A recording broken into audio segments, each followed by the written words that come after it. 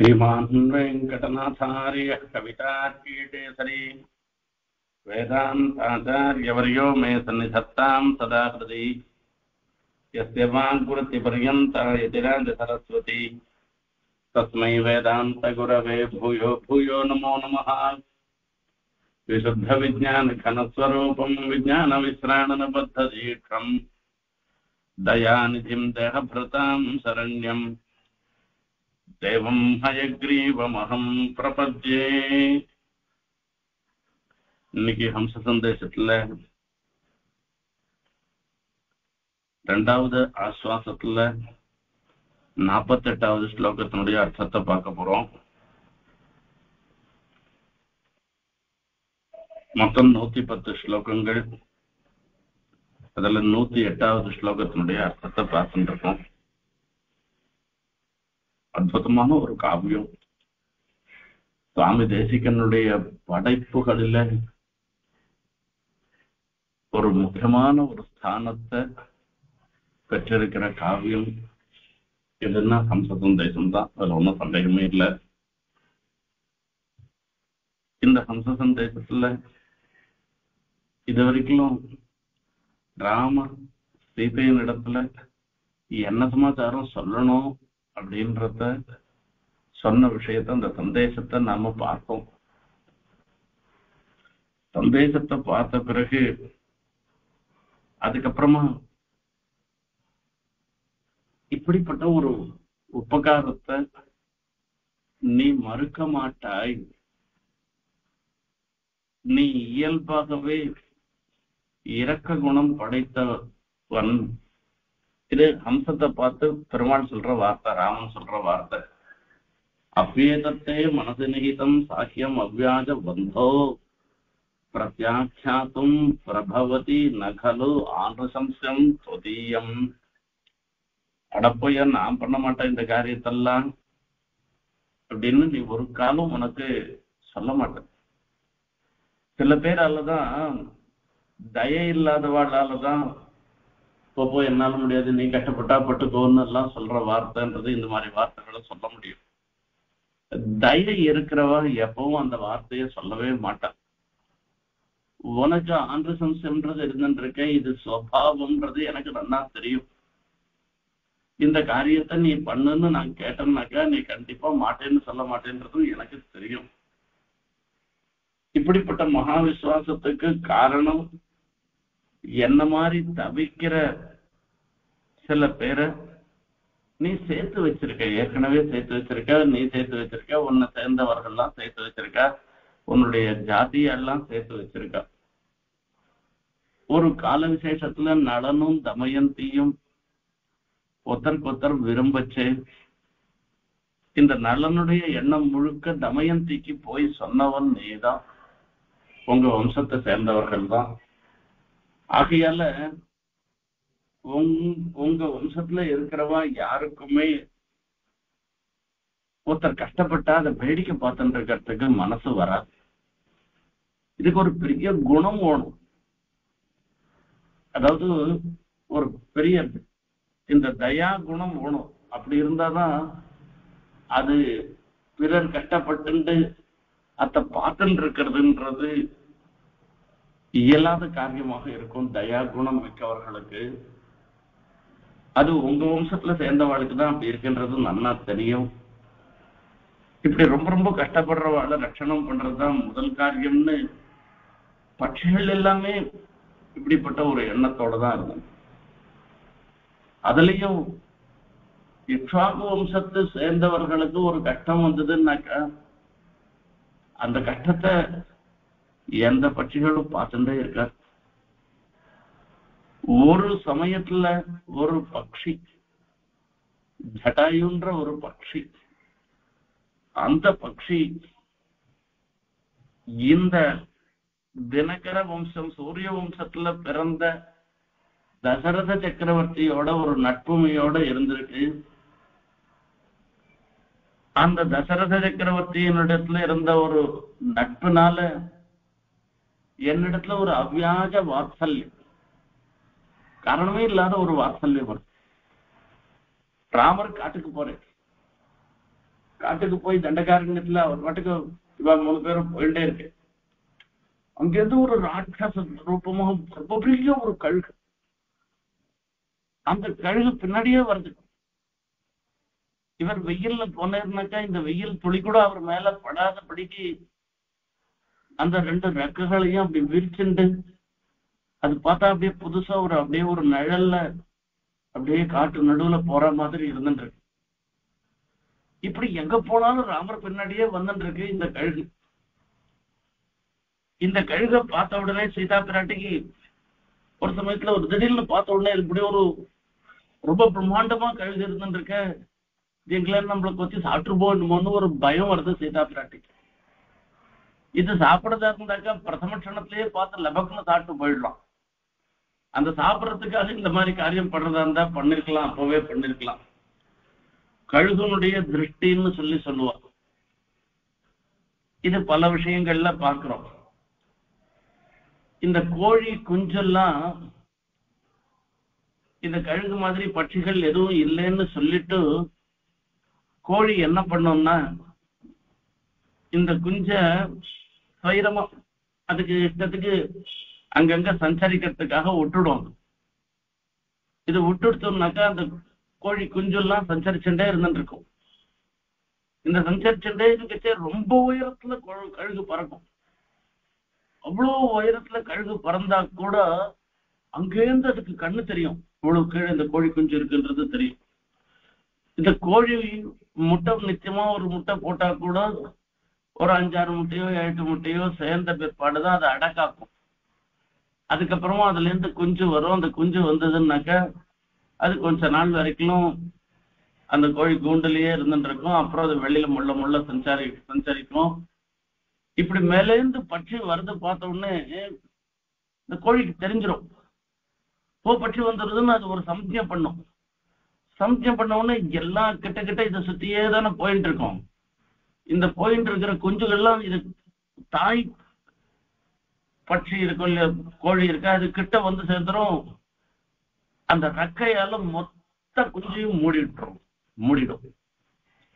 இதெல்லாம் கிராமத்துல பார்க்கலாம். நம்ம இன்னைக்கும் நடக்கிற விஷயம்தான். அது மூடிடுச்சுன்னா கழுகு கிட்ட வரும். அதால ஒரு குஞ்சு கூட எடுத்தும் போக முடியாது, அப்படியே மேல ஏறி போயிடும். சில சமயத்துல ஏமாந்து போயிடும் சில குஞ்சுகள்லாம். இன்னும் கொஞ்சம் தூரத்துல போயிருக்கும், அம்மா கோழி சம்ஜம் பண்ணும், இருந்தா கூட அதால கிட்ட வர முடியாது. அது கிட்ட வரத்துக்குள்ள அந்த கழுகு பார்த்துன்னா லபக்குன்னு தூக்கி போயிடும். இது எல்லாம் நடக்கிற நிகழ்வு ஒரு க்ஷண மாத்திரத்துலதான். இந்த மாதிரி இந்த கழுகு ராமருக்கு துளி கூட வெயில் படாதபடி காட்டுல சஞ்சாரம் பண்ணுச்சு, மேலேயே பறந்துட்டு வருது. இப்ப இந்த கழுகுக்கு ஆகாரத்துக்காக ராமனையோ லக்ஷ்மணையோ சீதையோ சாப்பிடணும்ன்ற எண்ணம் இருந்துன்னாக்க எப்பயோ எடுத்துட்டு போயிருக்கலாம் போல. அந்த கழுகுக்குள்ள ஒரு உள் மனசு சொல்றது, இங்க போறாள இவ யாரோ நமக்கு ரொம்ப வேண்டியவ மாதிரிதான் எனக்கு தோன்றது என்று அந்த கழுகுக்கு உள் மனசு சொல்றது. இது உண்மையான நட்பு. அந்த உள் மனசு கண்டிப்பா சொல்லும். அவளுக்கு கஷ்டம் வந்ததுன்னாக்கா நமக்கே கஷ்டம் வந்த மாதிரி நமக்கே தோணும். நமக்கு ஒரு என்ன சொல்றது அண்ட்ரஸ்ட், அதாவது ஒரு இது இல்லாத ஒரு நிலைக்குள்ளாத ஒரு தன்மை நமக்கு ஏற்படும். நம்ம சேர்ந்தவாளுக்கு ஏதானா எங்கேயான நடந்ததுன்னா கூட. இப்ப இந்த கழுகை பொறுத்த வரைக்கும் ஒரு எண்ணம், இது நம்ம நண்பர் தசரத சக்கரவர்த்தியை சேர்ந்தவாளாக இவ இருப்பா போல தோன்றது. இவ போய் இந்த காட்டுல ராட்சசால் இருந்துருக்கிற கொடிய மிருகங்கள்லாம் இருந்துருக்கிற இந்த காட்டுல இவெல்லாம் வராளே அப்படின்ற ஒரு எண்ணம் வருது. ராமனை போய் கேட்கறது, நீ யாருப்பான்னு கேட்கறது. கேட்டா ராமன் சொல்ற, நான் தசரத சக்கரவர்த்தியினுடைய குமாரன் நானே, நான் காட்டுக்கு வந்துருக்கேன், சஞ்சரிக்க போறேன், இங்கதான் 14 வருஷம் நான் சஞ்சரிக்க போறேன் அப்படின்னு. அப்ப இந்த கழுகம் சொல்றது, நான் தசரத சக்கரவர்த்தியுடைய நண்பன் நானு, உனக்கு எப்ப ஓணும்னாலும் என்ன நினைச்சேன்னா ஸ்மரிச்ச மாத்திரத்தினால நான் ஓடி வந்துருவேன். என் பேர் ஜட்டாயுன்னு பேரு என்னெல்லாம் சொல்லி சொல்றேன். இது ஒரு நிலைப்பாடு. இந்த ஜட்டாயுக்கு, இந்த பட்சிக்கு, இந்த தினகர் சூரிய வம்சத்தை சேர்ந்த இக்ஷ்வாகு வம்சத்தை சேர்ந்த ராஜாவான தசரத சக்கரவர்த்தியோட ஏற்பட்ட ஒரு நட்பு ராமனிடத்துல ஒரு அளவு கடந்த பிரேமைய உண்டு பண்றது. அந்த கழுகுக்கு ராமனிடத்துல ஒரு பிரீதி. அந்த கழுகு பாவம் ஜானகி சீதா பிராட்டியினுடைய ரட்சணத்துக்காக பாடுபட்டு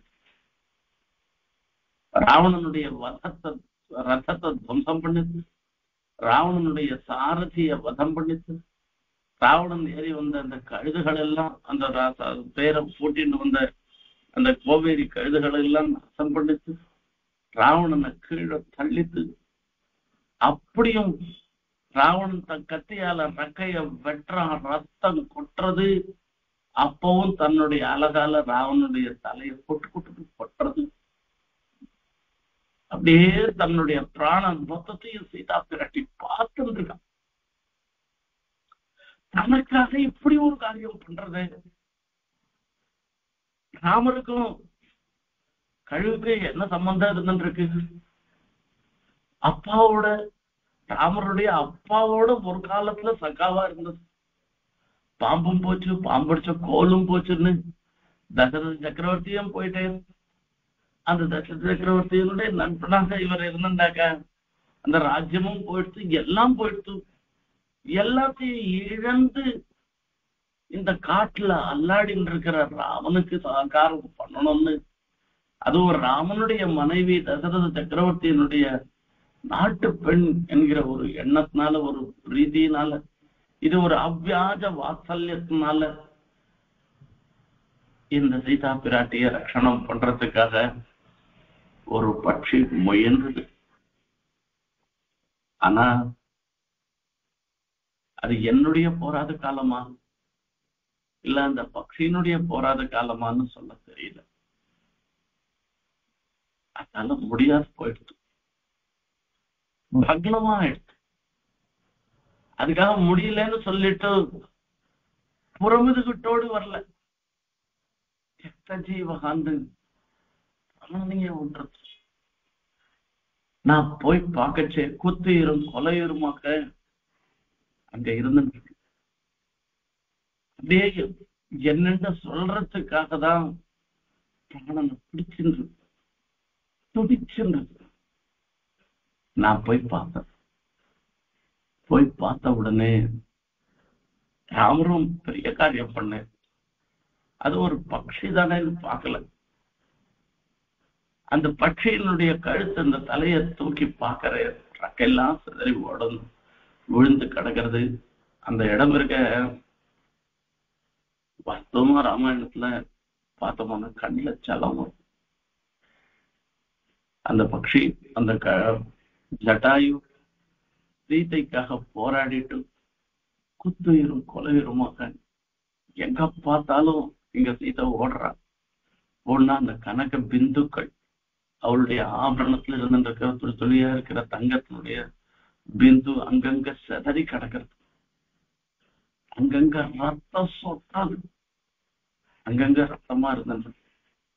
அந்த ராவணன் பெரிய அவனுடைய இதெல்லாம் போட்டு இருக்கான், அந்த இதெல்லாம் அடையாளம்லாம் இருந்தது. பெருசு பெருசா ராட்சசனுடைய கால் அடையாளம்லாம் அந்த இடத்துல இருந்துட்டு. இது நடுவுல குத்துயிரும் கொலையுருமாக அந்த கழுகு இருந்துட்டு, ஜட்டாயு இருந்துட்டு. ராமர் போரை பார்க்கிற அந்த கழுகை எடுத்து அதன் தலையை தன் மடியில வச்சுக்கிறார். தசரத சக்கரவர்த்திக்கு பிராப்தமாகல.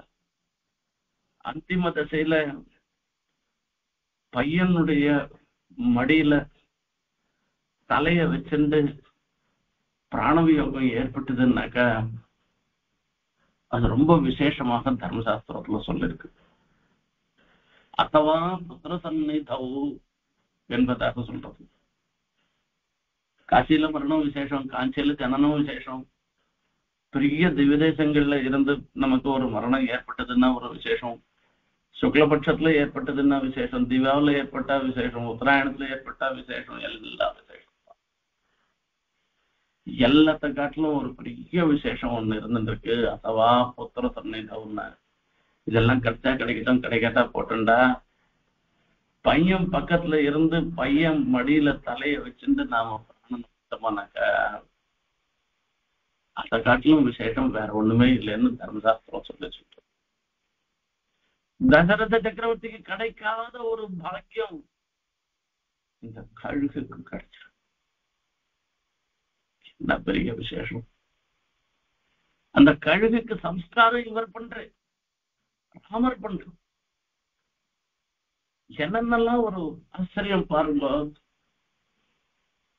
அப்பாவுக்கு பிள்ளை பண்ண வேண்டியது, சம்ஸ்காரம் பண்ண வேண்டியது கர்த்தவியம் தான். ஆனா எத்தனை அப்பாவுக்கு அது கிடைக்கிறதுன்றதுதான் பார்க்கணும். ஆனா இந்த கழுகுக்கு அது கிடைச்சிருக்கு. இந்த கழுகுக்கு ராமருடைய திருக்கரங்களால சம்ஸ்காரம்.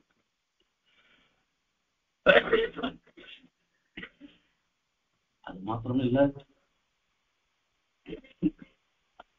இது வரைக்கும் ராமர் தன்னை ஒரு மனுஷனாக அபிநயம் பண்ணிட்டு வர, இந்த ஜடாயுக்கு சம்ஸ்காரம் பண்ணின உடனே தன்னுடைய ஸ்வஸ்வரூபத்தை வெளிப்படுத்தி அந்த ஜடாயுக்கு ஸ்வைர சஞ்சார் மோட்சத்தை கொண்டு, மோட்சத்துக்கு போயாச்சுனாக்க எங்க வேணா சஞ்சாரம் பண்ணலான்றது சாஸ்திரத்துல சொல்லிருக்கு. அதை பத்தி அப்புறம் பின்னாடி சொல்லுவோம் நான். அப்படி ஸ்வைர சஞ்சாரம்ன்றது பெருமாள் ஏற்படுத்தினர். இந்த ஜென்மால இல்லாட்டா கூட அந்த கழுகுக்கு இனிமே ஜென்மா இல்லாதபடி பண்ணி ஸ்வைர சஞ்சாரத்தை ஏற்படுத்தினர். அது சீதா பிராட்டிக்கு பிரயத்னப்பட்டதுக்கு. ஆனா இப்ப என்ன சொல்றதுன்னா, இந்த இந்த ஹம்சத்தை பார்த்து ராமர் சொல்றது, நீ கவலைப்படாத, இது ஒரு நாள்ல பண்ணிடுற காரியம். இப்ப இங்க இருந்து சொன்னா சொன்ன உத்தர க்ஷணத்துல இங்க இருந்து கிளம்ப போற, கிளம்பினாக்கா அங்க போய் சமாச்சாரத்தை சொல்லிட்டு உடனே ஓடி வந்துட போற. இதுக்காக பெரிய காலம் ஆக போறது எதுவுமே கிடையாது. இப்படி இந்த ஒரு சந்தேசத்தை போய் நீ சொல்லிட்டு வந்துட்டியானாக்கா, இக்ஷ்வாகு வம்சத்துல சேர்ந்தவர்களுக்கு ஒரு பழி இல்லாதபடியும், அந்த இக்ஷ்வாகு வம்சத்தை சேர்ந்த அரசர்களுக்கு ஒரு உபகாரம் பண்ணிருக்கோன்ற ஒரு சந்தோஷத்தினாலையும் என்னுடைய அனுகிரகத்தினாலையும் இந்த லோகத்திலேயே நீ சுயரமாக தன்னிச்சையாக நீயும் உன்னுடைய வேடையுமாக சஞ்சரிக்கப் போகிறீர்கள் என்பதை சொல்ற அற்புதமான ஒரு ஸ்லோகம் இதுல. இத்தம் ஹிருத்யைர் ஜனகதனயாம் ஜீவயித்வா வசோபிஹி சக்யம் புஷ்யன் தினகரகுலே தீப்யமானயர்நரேந்திரைஹி ஸ்வைரம் லோகான் விசரநிகிலான் சௌமியலக்ஷ்மியேவ விஷ்ணுः சர்வாகாரைஸ்வதனுகுணதயா சேவிதோ ராஜஹம்ஸ்யா. என்ன ஒரு அற்புதமான ஒரு விஷயம் பாருங்க. அந்த ஒரு பதவிகள்லாம் பார்ப்போம். சௌமிய அப்படின்னு சொல்லி அந்த ஹம்சத்தை பார்த்து சம்போதனம், சௌமியான்னு கூப்பிடுறேன். சௌமிய லக்ஷ்மியேவ விஷ்ணு, சௌமியன்ற சப்தம். அந்த சப்தத்துக்கு அர்த்தம் என்னன்னா, தயா சௌஹார்திபிஹி நித்ய பிரசன்னே. அந்த சௌமியன்ற சப்தத்துக்கு அர்த்தம் தய, சௌஹார்த்தம், ஒருத்தருக்கு ஒருத்தர் நல்ல எண்ணத்தோட பழகுவது. இந்த குணங்கள்லாம் எப்பவுமே இருந்துருக்குன்னு அர்த்தமா அந்த சௌமிய சப்தத்தினால சொல்றேன். இப்படி சௌமியமாக இருக்கிறவாளுக்கு இவள்லாம் நம்மளுடைய நண்பன், இவளுடைய நமக்கு எதிரின்ற ஒரு எண்ணமே வராதோ. ஆகையால யார பார்த்தாலும் அந்த நட்புமைதான் பாராட்டுவார்களே தவிர அந்த சௌமியன்ற சப்தத்தினால சொல்லப்படுபவர்கள் எந்த ஒரு சன்னிவேசத்திலையும் பகைய பாராட்ட மாட்டவரால். ஆகையாலதான் இது யாரோ ஒரு மனுஷன் அவயத்தையோ அல்லாடி கிடக்குறான், கஷ்டப்பட்டு கிடக்குறான், அவனுக்கு போய் நாம உபகாரம் பண்ணணுமான்னு அந்த எண்ணம் உனக்கு தோணவே இல்லை பாரு. ஆகையாலதான் அந்த ஹம்சத்தை பார்த்து சௌமியான்ற சப்தத்தை சொல்லி சொல்றேன். இன்னொரு விஷயமும் சொல்லி சொல்றேன். நீர் இப்படி கஷ்டப்படுற, நான் இங்கேருந்து லங்கைக்கு போயிட்டேன்னாக்க அப்போ என்னுடைய மனைவி இப்ப எப்படி சீதை உம்மை விட்டு பிரிஞ்சு வருந்துறாளோ அந்த மாதிரி தானே என் மனைவியும் நினைப்பா. என் கணவன் யாரோ ஒரு மனுஷன் சொன்னான்னு சொல்லிட்டு அந்த மனுஷனுக்கு உபகாரம் பண்றேன்ட்டு போயிருக்கான். போனா இவ்வளவு தூரம் சமுத்திரத்தை தாண்டி போகணும். சமுத்திரம்ல எங்க நடுவுல என்ன விசிராந்தியா பண்ணிக்க முடியும்? எங்கேனா ஆயாசமா போயிடுத்துனா சமுத்திரத்துள்ள விழுந்துட்டா என்ன பண்றது? போக போற இடமாவது நல்ல இடமா, ராட்சச சமூகம் இருக்கக்கூடிய இடம். அந்த இடத்துல போய் எங்கேயானோ ஒரு ராட்சசங்கையில மாட்டின்னு கொடுத்தோம்னாக்க அவன் நம்மள போலி போட்டு சாப்பிட்டுருவான்னு, இப்படி எல்லாம் என் பொண்டாட்டி வேதனைப்பட மாட்டாளான்னு ஒரு எண்ணம் வருது. நீங்க போயிட்டு வான்னு சொல்லச்சே ராஜஹம்சனுக்கு எண்ணம் வருமோன்ற ஒரு கல்பிச்சுண்டு அப்ப ராமன் சொன்ன முதல் ஆஸ்வாசத்துல பிரக்ஷீணாம் த்வத்விரஹ சமயே ஜாத ஹர்ஷாமிதானீம் பிரத்யாக்யாஸ்யன் அனுநயசனைஹ பத்மினீம் ஸ்வாதுவாஹகா சாதேதம் ஸ்ரீஸ்வனசுபகஜா ஸ்யாதிதீஹாப்யனுஜ்ஞாம் மன்யே குர்யாம் மதுகரகிரா மைதிலி சௌஹ்ருதேன. நீ இந்த மாதிரி நினைக்க செய்ய உன்னுடைய மனைவின்றது எனக்கு சமாச்சாரம் வந்துடுது சொல்ல. என்னடா எப்படி சமாச்சாரம் வந்துடுது, உனக்கு எப்படி தெரிஞ்சது அப்படின்னு சொன்ன, நம்ம மாதிரி ஒரு பெண்ணாக இருந்திருக்கிற சீதா பிராட்டி ராட்சசர்களுடைய தேசத்துல தனியாக இருந்துட்டு கஷ்டப்பட்டு இருக்கச்சே அந்த சீதா பிராட்டிக்கு ஒரு ஆறுதல் சொல்றதுக்கு தன் கணவர் போகிறார் என்று சொன்ன, தன் கணவரை காட்டிலும் பாக்கியசாலி வேற யாரும் இல்லைன்றத உன்னுடைய பேடை சொல்லிட்டா நன்னா வந்துடுத்து அப்படின்னு. எப்படி சொல்றா என்ன தெரியலையே அப்படின்னா, மைதிலியினுடைய ஸ்நேகத்தினால அவ சொல்றா, இப்ப ராமருக்கும் உனக்கும் எனக்கும் பேச்சுவார்த்தை நடந்துட்டு இருக்கு. இந்த பேச்சுவார்த்தை நடக்க செய்ய அவளுக்கு காதலிய விழடுது. அந்த காதல விழச்சு என் பேரை சொல்லி சில சமயம் தப்பிச்சுக்கிறதுக்கோசரம் சொல்லுவா, எனக்கு என்னமோ நிறைய கொடுக்கணும் தான் சுவாமி ஆசை, என் நாமதியா ஒத்துக்க மாட்டேன்னு சொல்றாளே, இந்த காரியத்தை பண்றதுக்கு இந்த தர்ம காரியம் நிறைய பண்ணணும் தான் எண்ணமா இருந்துருக்கு அப்படின்னு அவ பேர்ல பழி போடுவான். இது முன்ன சொல்லிடுறது, இந்த பெண் ஹம்சம் சொல்லிடுறது, என் மேல எல்லாம் பழி போட்டு நான் கஷ்டப்படுவேன்ல நினைச்சுட்டு இருக்காத, அப்போ நீ நல்ல காரியத்துக்கு போகச்சே நமக்கு நல்லதே தான் நடக்கும்னு சொல்லி அங்கேருந்து வண்டுகளை அனுப்பிச்சுடுதான். அது ரீங்காரம் பண்ணிட்டு இங்க சொல்லிட்டு இருக்குது, ஆஹா அவசியம் போயிட்டு வரட்டோம்னு அந்த ரீங்காரத்துல சொல்லிட்டு இருக்குன்னு சொல்லி 15வது ஸ்லோகத்துல இங்க முதல்ல சொல்லி சொன்னேன். அதை இந்த இடத்துல ஞாபகப்படுத்துறேன். உன்னுடைய மனைவி நீ இப்படி ஒரு நல்ல காரியத்தை பண்றதுனால ஒன்னு விஷயத்துல ரொம்ப ரொம்ப பிரீத்தியோடு இருந்துட்டு இருக்க போற, உன்னை ரொம்ப கௌரவமா நடத்த போற. இதுவேதான் அவளுக்கு ரொம்ப விசாரம் இதுவா இருக்க போறது. ஆகையால இச்சா இது ஒரு நல்லதுதானே தவிர நீ பண்றதுன்னு ஒண்ணு சொன்ன. இன்னொரு விஷயம், சீதா பிராட்டி என்ன சொல்றான்னு சொல்லி அனுப்பித்தாளோ அதே மாதிரி இந்த பக்ஷியின் இடத்துல பார்த்து ராமர் சொல்ற சீதா பிராட்டிய லங்கா தகனெல்லாம் ஆன பிற்பாடு, ஐயோ நம்ம இந்த குரங்கு புத்தியே நம்ம காமிச்சிட்டோமே, சீதையும் இந்த நெருப்பு வச்சதுல அவளுக்கும் ஒரு நாசம், அதாவது ஒரு சிரமம் ஏற்பட்டுடுத்தோம்னா என்ன பண்றதுன்னு மனசால கூட நினைச்சு பார்க்க முடியல.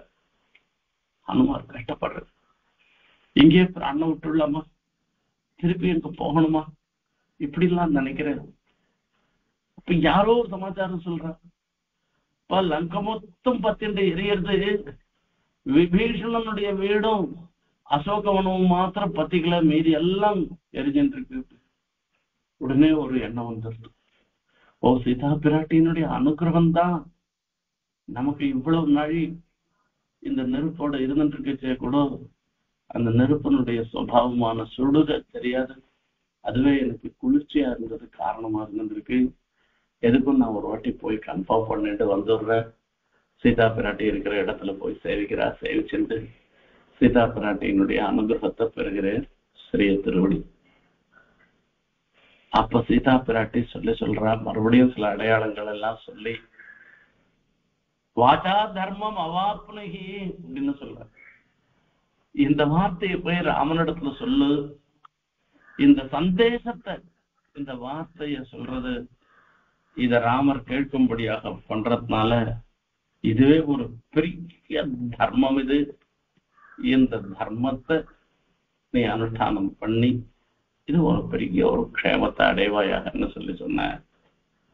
அந்த மாதிரி ஹம்சத்திண்டத்துல பெருமாள் சொல்ற, பிரத்யாக்கியாதும் ந பிரபவத்தின்னு நீ கண்டிப்பா நான் போகமாட்டேன்னு சொல்ல போறதில்ல.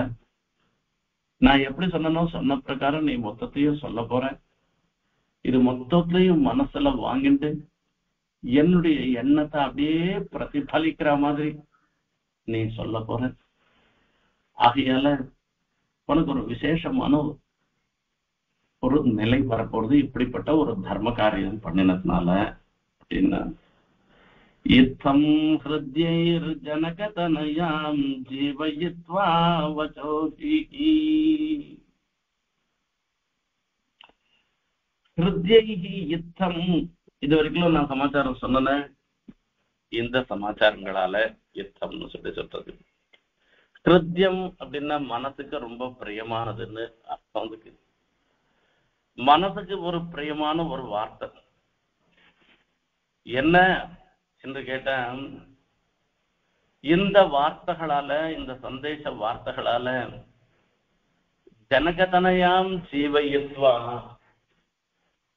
ஜனகருடைய பெண்ணாக இருக்கிற ஜானகி சீதா பிராட்டியை ஜீவயித்வா, அவளுடைய பிராணனை விடாதபடி பண்ணு அப்படின்னு அர்த்தம். மாதாதூர்தம் நஜீவிஷ்யன்னு சொல்றா சீதா பிராட்டி. நீ போய் சொல்லு, சொன்ன எனக்கு மாசாது ராமர் உடனே வருவேன். அப்படி கணக்கு வராத போயிட்டே இருந்தாக்கா, ஒரு மாசத்துக்குள்ள வராத போயிட்டே இருந்தாக்கா, மாசாதூர்தம் நஜீவிஷே, நான் ஜீவிச்சிருக்க மாட்டேன்ற சமாச்சாரத்தையும் சொல்ற. இப்ப ராமரிடத்துல இருந்து இந்த ஒரு சந்தேசத்தை சொல்லி, நீ எப்படி கேட்டையோ கேட்ட மாதிரிதான் ஒரு மாசத்துக்குள்ள ஒன்ன மீட்டு போகணும்னுட்டு தான் ராமர் பிரயத்தனப்பட்டு. எப்படி ஒரு நாள் ஆயிடுச்சுனாக்கா அதுக்காக நீ பிராண விட்டுறத அப்படின்னு சொல்லி இந்த சந்தேசம் சொன்ன உடனே இப்ப ஹனுமார் இந்த சமாச்சாரத்தை ராமரிடத்துல போய் சொன்னேரா சொல்லலையான்றது தெரியாத நித்தியம் ராட்சசிகள்லாம் பண்ற உபதிரவத்தை பார்த்து திடீர்னு பிராண விட்டுறான்னாக்கா, அந்த மாசத்துக்குள்ளேயே பிராண விட்டாள்னா கூட என்ன பண்றதுன்னு ஒரு பயம் வரும். இப்ப நீ போய் இந்த சமாச்சாரத்தை சொல்லிட்டியானா கட்டாயம் ராமர் வரேன்ற ஒரு இந்த எண்ணத்தாலேயே மனசுல நினைச்சுட்டு இருக்கிறதுனாலேயே அவளுக்கு ஜீவனம் ஏற்பட்டு போயிட போறது. அவ்வளவு உயிர்ப்பித்து அப்படின்னு சொல்லி மிருத சஞ்சீவன மஞ்சனாச்சலேந்தோஹோ அஞ்சனாச்சலேந்தோஹோ. அஞ்சனாச்சலத்துல அந்த திருவேங்கட மலையில இருந்துட்டு இருக்கிற இந்து சந்திரன், சந்திரனுக்கு சுதாம்சுன்னு பேரு.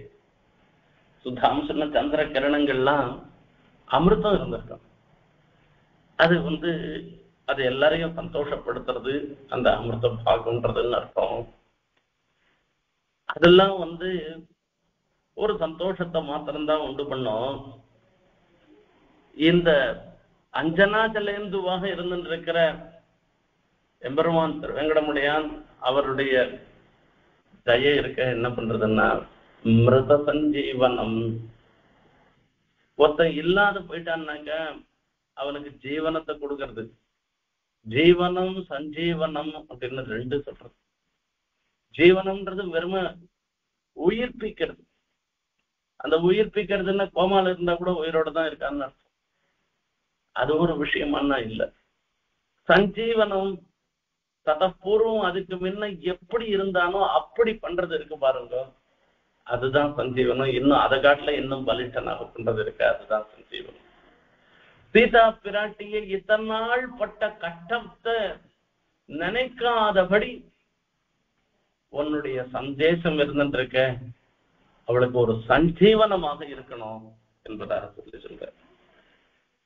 சிவைகுண்டத்துக்கு போய் இந்த சம்சாரிகள்லாம் ஒரு கால விசேஷத்துல பக்தி பிரபத்தின்னு ஒரு உபாயத்தை அனுஷ்டிச்சு பெருமாளை சேவிக்க, பெருமாளுக்கு போய் அடையிறா. அங்க போய் பெருமாளை சேவிக்கிறது. அந்த பெருமாளை சேவிக்கச்சே என்ன ஆறுது அப்படின்னு கேட்டா, இத்தனை நாட்கள் நாம சேவிக்காத போயிட்டோமேன்ற அந்த குறை தெரியாதபடி பெருமாளை சேவிக்கிறோம். அதுதான் அங்க விசேஷம். நான் கூட சமீபத்துல சொன்னேன், இந்த வருஷம் தை மாசத்துல திருவேந்திபுரத்துல தேவநாதன் சன்னதி புரோக்ஷனம் அத்தியுதமாக நடந்தது. அவ்வளவு பாராயணக்காரர்கள் வந்திருந்தா, அத்தியாபகால் வந்திருந்தா, இந்த தேசிக சம்பிரதாயத்துல எத்தனை பேர் இருக்காளோ அத்தனை பேரும் வந்திருந்தா. அந்த கோஷ்டி அவ்வளவு விலட்சணமாக இருந்தது. அப்ப நினைச்சிருந்தேன், 3 வருஷமா அங்க உற்சவமே நடக்கல. பிரம்மோத்சவம் நடக்கல, தேசிக உற்சவம் நடக்கல, மலைக்கு எழுந்தருளல, எதுவுமே நடக்கல. 3 வருஷமா உற்சவம் நடக்காதது தெரியல. அன்னைக்கு நடந்த அந்த கடைசி நாள் சேஷவாகனத்துல அந்த சம்பிரோஷணத்தன்னைக்கு எழுனதோ அதை சேவிச்சவாளுக்கு இது ஒரு குறையாவே தெரியலன்னு சொல்றேன். அந்த மாதிரி சீதா பிராட்டிக்கு உன்னுடைய சந்தேசம் போச்சுன்னாக்க நாம இந்த இடத்துல இவ்வளவு கஷ்டப்படுறோம்ன்ற ஒரு எண்ணமே இல்லாதபடி ஏற்படுவோம் என்பதாக சொல்ற. அதே மாதிரி ஒரு சில விஷயங்கள்லாம் பார்க்கணும். பித்தம் ஹிருத்யைர் ஜனகதனயாம் ஜீவயித்வா வசோபி. அங்க சொன்ன சீதா பிராட்டி சொன்ன வார்த்தை வாச்சா தர்மம் அவாப்னுகி. வார்த்தைகளாலே, வார்த்தையாலே. என்ன வார்த்தை அந்த இடத்துல? திருஷ்டா சீதான்ற வார்த்தை. அந்த திருஷ்டான்ற வார்த்தை இருக்க, அதனால ராமனை ஒரு சந்தோஷப்படுத்தி நீ மேல பண்ணுன்னு சொல்லி பிரார்த்தனை பண்ணா. இத்தம் வச்சோபிகி, வார்த்தைகளாலே இங்க பகுவச்சனத்தை சொல்ற. இப்ப நான் சொன்ன மாதிரி இந்த சமாச்சாரங்களை சொன்னேன்னாக்க ஜீவ ஜனகதனையாம் ஜீவயித்வா, சீதா பிராட்டியை ஜீவிக்கும்படியாக பண்ணலாம் சொன்னார். சக்கியம் புஷ்யன் தினகர குலே தீப்யமானயர் நரேந்திரைஹி. தூதுவனுக்கு உண்டான லட்சணங்கள் என்பதாக சிலது சொல்லப்படுகின்றன. இதே ஹனுமார் அவரை அனுப்பிச்சு வச்சது சீதா பிராட்டி எங்க இருக்கான்னு பார்த்துட்டு வான்றதுக்கு தான் அனுப்பிச்சு வச்சு. இப்ப நல்ல தூதுவனாக கணக்கு இருந்தான்னாக்க அதுல உத்தமன், மத்தியமன், அதமன் 3 விதமான கேட்டகரிய வால்மீகி சொல்ற. அதமமாக இருக்கக்கூடிய தூதுவன் சொன்ன காரியத்தையும் சரியா செய்யாத அங்கிருந்து போயிட்டு யாரும் தெரியல அப்படின்னுட்டு நிக்கிறவன் இருக்கானே, அவன் அதமன். மத்தியமன் சொன்னதை சொல்றவன் நான் பார்த்தா அந்த இடத்துல சீதா பிராட்டி இருந்துருக்கான்னு பார்த்துட்டு வெறும வந்து சொல்றவன் நான் இருக்கலாம். உத்தமன்றது சந்தர்ப்பத்துக்கு ஏற்ப நடந்து கொண்டு அந்த தன்னுடைய சுவாமியினுடைய எண்ணத்தை பூர்த்தி பண்ணி வைக்கிறவன் உத்தமமான தூதுவன்னு சொல்லி சொல்றான். அந்த ரீதியில தான் ஹனுமான் உத்தமமாக இருந்திருக்காரு. ஏன்னா சீதா பிராட்டியை பார்த்தாய் போச்சு, நிச்சயம் பண்ணிட்டே சொல்லி சொல்லவையோர்த்தாம் சொல்லியாபிஜன லட்சணம் ராகவோர்ஹதி வைந்தேகியும் சஞ்சயம் அதிதேக்ஷணான்னு தீர்மானம் பண்ணிட்டார் அசோகவனத்துல பார்த்த உடனேயே. ஆனாலும் அங்க போய் கொஞ்ச நாள் உட்காந்துட்டு கீழே போய் சீதா பிராட்டியோட பேசி இந்த சமாச்சாரத்தெல்லாம் ராமரும் ஒன்ன மாதிரிதான் இயங்கின்னு இருக்கேன்ற சமாச்சாரத்தெல்லாம் சொல்லி அவளுக்கு ஒரு விசுவாசத்தை ஏற்படுத்தி இப்படி ஒரு காரியத்தை பண்றார் ஹனுமான். அப்படி பண்ணாத போயிட்டாள்னா அன்னைக்கே அவ உத்பந்தம் பண்ணிட்டு போயிருந்தாலும் போயிருக்கலாம், ஜீவிதத்தை விட்டாலும் விட்டுட்டு போயிருக்கலாம். அது உத்தமமான ஒரு தூதுவனுடைய ஒரு லட்சணம். அந்த மாதிரி ஹம்சமும் உத்தமமான தூதுவனாக இருந்து இப்ப நான் சொன்ன வார்த்தைகளை அப்படியே மனத்துல வாங்கிண்டு சீதா பிராட்டியின் இடத்துல சொல்லி சொன்னாக்க அவளையும் ஜீவிக்கும்படியாக பண்ணாக்க அப்புறம் நடக்கிறது என்ன வரும் அப்படின்னா, தினகர குலே தீபியமானைகி நரேந்திரைகி சக்கியம் புஷ்யன்னே. தினகர குலே தீபியமானைகி சூரிய வம்சத்துல பிரகாசித்து கொண்டிருக்கிற ராஜாக்களோட ஒரு சக்கியம்ன்றது உனக்கு ஏற்படுறது. சக்கியம் புஷ்யன் தினகர குலே தீபியமானையர் நரேந்திரை அப்படின்னு அந்த வம்சத்துல இருக்கவாளோட கூட வயத கர்மணோத்தஸ்ய ஸ்ருதஸ்ய அபிஜனஸ்ய வேஷ வாக் விருத்தி சாரூபியம் ஆச்சரன் விசரேதிக. அந்த சூரிய வம்சத்தை சேர்ந்தவாளுக்கு இருக்கக்கூடிய ஒரு விசேஷம். நாம எப்படி நடந்துக்கணும், ஒவ்வொருத்தரும் எப்படி நடந்துக்கணும் அப்படின்னா, வயசா கர்மணா அர்த்தஸ்ய ஸ்ருதஸ்ய அபிஜனஸ்யன்னு நாம வாழ்க்கையில நடந்திருக்கச்சே 5 விஷயத்த நம்ம மனசுக்குள்ள பார்த்துக்கணும். நம்மளுடைய வயசு என்ன, இந்த வயசுல நாம எப்படி நடந்துக்கணும்ன்றது வயசுக்கு தகுந்த மாதிரி நடக்குது. சின்ன பையனாட்டம் நமக்கெல்லாம் 60 வயசு 50 வயசு அனுவா சின்ன பசங்களாட்டம் நடந்துக்க கூடாது, ஒரு பொறுப்போட நடந்துக்கணும். அந்த சின்ன வயசுல இருக்கச்சே அவ எப்படி நடந்துக்கணும் அப்படின்றதெல்லாம் இருந்துருக்கு வயசுக்கு ஏற்ப. கர்மனகா நாம என்ன காரியம் பண்றோமோ அந்த காரியத்தை தொழில் முறைக்கு ஏற்ப. ஒரு வாத்தியாரா இருந்துருக்கா, கோவில்ல அர்ச்சகரா இருந்துருக்கு, எனக்கு கூட ஆசா பாசம் வராதா, எனக்கு கூட பீடி பிடிக்கணும்னு ஆசையா இருக்காதான்னு வாத்தியார் நினைக்கலாமா, எனக்கு கூட கொஞ்சம் குடி குடிக்கணும்னு ஆசையா இருக்குன்னு வாத்தியாரோ அர்ச்சகாலோ நினைக்கலாமா? அவளுடைய விருத்தத்துக்கு தகுந்த மாதிரிதான் நம்மளை பார்த்து 10 பேர் நடந்துக்க போற விஷயத்துல வரச்சே நாம விபரீதமா நடந்துக்கலாமா? வயசகா கர்மனகா அர்த்தகா. ஏழையா இருக்கிறவன் எங்கன்னா தானே கொடுத்தா அதுக்கோசரம் அலைஞ்சிட்டு ஓடலாம். இவ்வளவு பெரிய பணக்காரன் நமக்கு பெருமாள் நிறைய பணம் கொடுத்துருக்கு, இங்கேயும் 5 ரூபாய்க்கு அன்னதானம் பண்றான்ட்டு அந்த போய் அதை வாங்கிக்கிறதுக்கு ஓடி போலாமா? நான் போ. வயசகா கர்மனகா அர்த்தஸ்ய ஸ்ருதஸ்ய. படிச்சவன் நடந்துக்கிறது படிக்காதவன் நடந்துக்கிறதுன்றதெல்லாம் இருந்துருக்கு. அபிஜன சேட்ட இந்த குலத்துல பிறந்தவன் இப்படி போய் நடந்துக்கலாமா அப்படின்னு எல்லாம் அதுக்கெல்லாம் எல்லாவற்றையும் மனசுல நினைச்சுட்டுதான் நம்மளுடைய நடவடிக்கை இருக்கணும் அப்படின்றதுதான் விஷயம். இப்ப ராஜ தர்மத்துல சொல்லிட்டு குலீனா தேஜா பிராஜ்ஞா ரூபவந்தோ பகுஸ்ருதாக பிரகல்பாச்சானுருக்தாச்ச தே தவஸ்யு பரிச்சதாக. ராஜாவை பொறுத்த வரைக்கும் நல்லது கெட்டதுன்றது எதுன்னாக்க சூழ்ந்திருக்கிற மந்திரியை கொண்டுதான். அந்த ராஜா நல்ல எண்ணத்தோட இருந்தான்னாக்கா அவனுக்கு வரப்போற மந்திரிகள் சத்குலத்துல பிறந்தவர்களாகவும் நல்ல தேசத்துல பிறந்தவர்களாகவும் நல்ல அறிவாளிகளாகவும் அவ நல்ல படித்தவர்களாகவும் பராக்கிரமத்தோடு இருக்கிறவர்களாகவும் அப்படிலாம் அமைவார்கள்.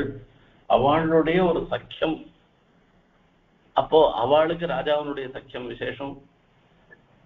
இப்படி இருக்கிறவாளுக்கு ராஜாவினுடைய சக்கியமும் விசேஷம், ராஜாவுக்கு இப்படிப்பட்டவர்கள் மந்திரிமார்களாக கிடைக்கிறதும் ஒரு விசேஷம்.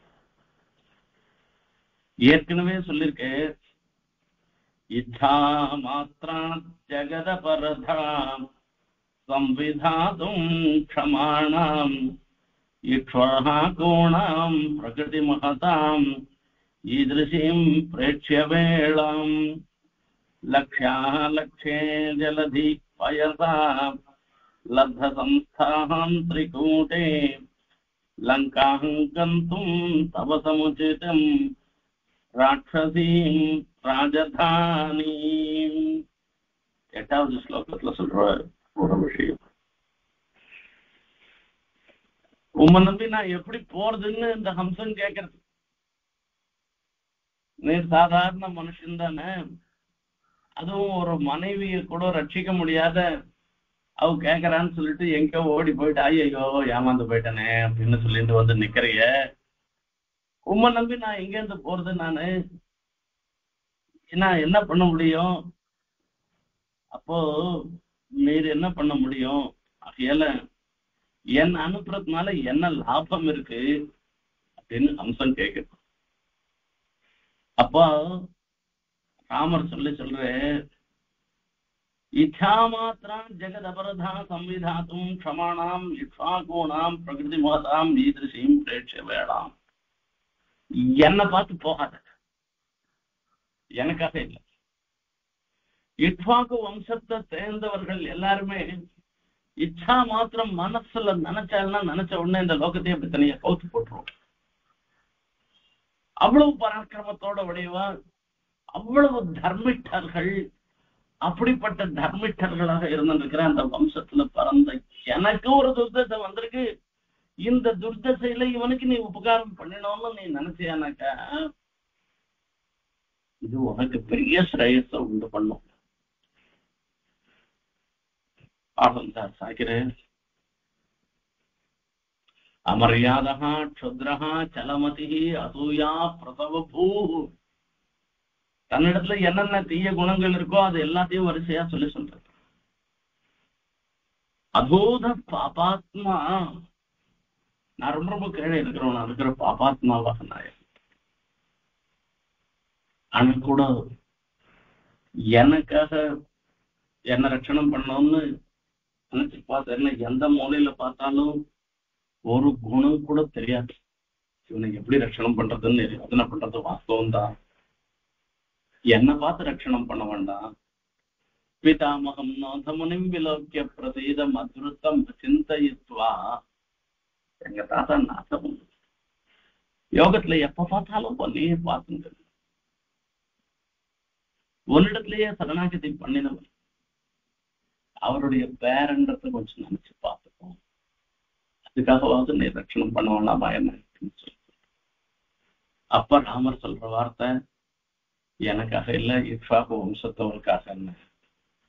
அது அப்படியே திருப்பி சொல்றேன். இப்ப கடைசியில் வாச்சு இப்படிப்பட்ட ஒரு நீ காரியத்தை பண்ணையானாக்கா சூரிய வம்சம் தினகர குலே தீபியமானீர் நரேந்திரி சக்கியம் புஷ்யன். நான் அதாவது உன்னை மறக்கவே மாட்டேன். நான் அந்த சூரிய வம்சத்து அரசர்களோட கூட ஒரு நட்பு பெற்றிருக்கேன்னா, அதுவும் ஒரு பட்சிக்கு ஒரு பெருமை வருதுன்னா இதை காட்டிலும் வேற ஒண்ணு உண்டா அப்படின்னு அர்த்தம். ஸ்வைரம் லோகான் விதர நிகிலான் சௌமிய லக்ஷ்மி விஷ்ணு. ஸ்வைரம் லோகான் விதர, எல்லா லோகங்களையும் உனக்கு எப்படி பட்சிக்கெல்லாம் தடையில்லாத பறக்கிறது தான் விசேஷம். ஒன்ன மாதிரி ஒரு பட்சி, அந்த பட்சிக்கு இந்த ஜென்மால முடியாட்டா கூட இன்னொரு ஜென்மால எல்லா லோகத்துக்கும் சஞ்சரிக்கும்படியான ஒரு நிலையை நான் அனுகிரகம் பண்ண. நானே நீ போய் இந்த சமாச்சாரத்தை சொல்லிட்டு வந்தேன்னாக்கா இந்த ஜென்மாவிலேயே கூட சீவைகுண்டத்துல போய் பெருமாளுக்கு கைங்கரியம் பண்ணினா என்ன பாக்கியம் வருமோ, என்ன சந்தோஷம் வருமோ, அந்த சந்தோஷத்தை நீ மாத்திரம் இல்ல, நீயும் உன் மனைவியும் பிறப்புங்கோ முக்தானுபூதி மிக தாத்தியமே முகுந்தகான்னு சுவாமி சாதிக்கிற, தேசிகன் சாதிக்கிற. வைகுண்டவாதேபி நமேபிலாஷான்னு சொல்லி சொல்ற. இது எல்லாத்துக்கும் போய் மூலம் ஆழ்வாருடைய பாசனம். அச்சுவை பரிணும் யாம் வேண்டேன் அரங்கமா நகருளானேன்னு சொல்லிட்டு அந்த அச்சாமூர்த்தியா இருக்கிற பெருமான அனுபவிக்கிறதுல இருக்கக்கூடிய விசேஷத்தை சொல்றேன். எப்படி எல்லாம் பார்த்தோம்னாக்க உனக்கு சுயரமாக நீயும் உன் மனைவியுமா சேர்ந்து எல்லா லோக்கத்திலையும் சஞ்சரிக்க போறங்கோ அப்படின்னு சொல்ற. எப்படி அப்படின்னா பெருமாளும் தாயார் மட்டும் சந்தோஷமாக இருக்க போறங்கோ அப்படின்னு சொல்ற. சர்வாகாரை ஸ்வதனுகுணயா சேவிதோ ராஜஹம்ஸ்யா. நீ முதல்ல சொன்னைய உன்னுடைய பேடை ராஜஹம்சி, இந்த மாதிரி திடீர்னு இது ஒரு கஷ்டமான இடத்துக்கு இந்த லங்கைக்கு போய் ஒன்னு அனுப்பிக்கிறிய, நீ போவேன்னு சொல்லி இது போற காரியம் அது அதுக்காக உன்னுடைய பிரிவினால வருத்தப்படும்னு சொன்னையே. கண்டிப்பா அது வருத்தப்படும். நீ போய் இந்த நல்ல சமாச்சாரத்தை சொல்லிட்டு வர வரைக்கும் அது பிரதீட்சிச்சுட்டு இருக்கும். நீ சொல்லிட்டு வந்த உடனே உன்னிடத்துல ரொம்ப ரொம்ப பகுமானம் அதிகமாயிடும், கௌரவம் அதிகமாயிடும். உன்னிடத்துல ரொம்ப சந்தோஷத்தோட இருந்துட்டு சர்வாகாரையும் சொதனு குணையா எல்லா விதத்திலும் உனக்கு ஏற்றவளாக இருந்திருக்கிற ராஜஹம்சி, உனக்கு மாத்திரம்தான் இந்த தயா குணம் இதெல்லாம் சௌஹൃத் பாவம்னா இருக்குங்கல்ல. உனக்கு மேல இருந்திருக்கிறவள் உன்னுடைய பேடையாக இருக்கிற ராஜஹம்சி. நீ மாத்திரம் இல்ல, நீயும் உன்னுடைய பேடையும் எல்லா இடத்துலயும் வைரமான ஒரு சஞ்சாரத்தை கொடுக்குற.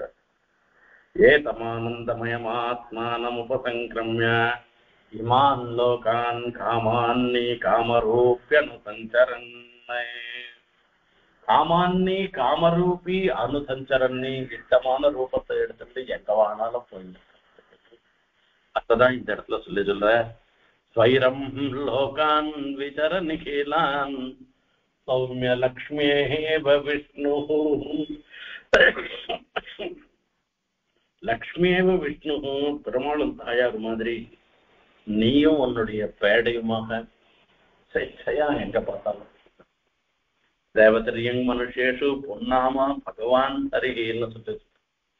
ஸ்ரீநாம் நீர் லக்ஷ்மீர் மைத்ரேய நானோயோர் வித்யதே பரம். லோகத்துல புருஷ சப்தத்தினால சொல்லக்கூடியவை எல்லாம் பெருமாள். அந்த பெண்ற சப்தத்தினால பெண்பால இனமாக குறிப்பிடப்பது எல்லாம் பிராட்டியனுடைய அம்சம். இவா ரெண்டு பேரும் காட்டிலும் உத்கிருஷ்டமான வஸ்து வேற எதுவுமே கிடையாதுன்னு சாஸ்திரம் சொல்றது. யதா சர்வகதோ விஷ்ணு ததைவேயம் த்விஜோத்தமா. பெருமாள் எப்படி எல்லா இடத்துலயும் இருந்துருக்காரோ, விபுவா இருந்துருக்காரோ, அந்த மாதிரி மகாலட்சுமியும் எல்லா இடத்துலயும் இருந்துருக்கா. அந்த பெருமாளும் தாயார் மாதிரியும் நீயும் உன்னுடைய பேடையுமாக எல்லா லோகத்திலையும் சுவேச்சையா சஞ்சரிச்சென்று சௌகமா இருந்தோம். பட்சிகளுக்கு அதான் ஓணும், பத்திதாகலாம் அப்புறம். சுவேச்சையா தடையில்லாத ஒரு சஞ்சாரம் தான் பட்சிகளுக்கு வேணும், அது உனக்கு கிடைக்கும் என்பதாக இப்படி ஒரு நல்ல காரியத்தை பண்ணினா வரக்கூடிய விஷயத்தை சொல்ற. அது சீதா பிராட்டி ஹனுமாரிடத்துல வாஜா தர்மம் அவாப்னுகின்னு எப்படி சொன்னாலோ அதே வார்த்தையை திருப்பி ஹிருத்யைஹி யுத்தம் ஹிருத்யேய ஜனகதனயாம் ஜீவயித்வா வச்சோபிஹி அப்படின்னு வார்த்தைகளால நீ போய் வேற ஒன்றும் பண்ணணும், இந்த வார்த்தையை சொன்னாலே போறோம் உனக்கு கிடைக்கும்னு சொல்லி அந்த திவ்ய தம்பதிகளுடைய கடாட்சம் கிடைச்சி மோட்ச பரியந்தமான ஐஸ்வர்யம் வரும்னு அர்த்தம் இதுக்கு. இப்படி சுவாமி தேசிகன் இந்த ஹம்சத்தை பார்த்து ராமர் சொல்றதாக ஹம்சத்துக்கு கிடைக்கக்கூடிய பாக்கிய விசேஷத்தை தெரிவிக்கிறார். நமக்கும் அந்த திவ்ய தம்பதிகளுடைய கடாட்சம் எல்லா சமயத்திலையும் இருக்கணும்னு பிரார்த்தனை பண்ணிட்டு இந்த உபன்யாசத்தை நிறைவு செய்கிறேன். கவிதார்க்கிக சிம்ஹாய கல்யாண குணதாரிணி ஸ்ரீமதே வெங்கடேசாய வேதாந்த குரவே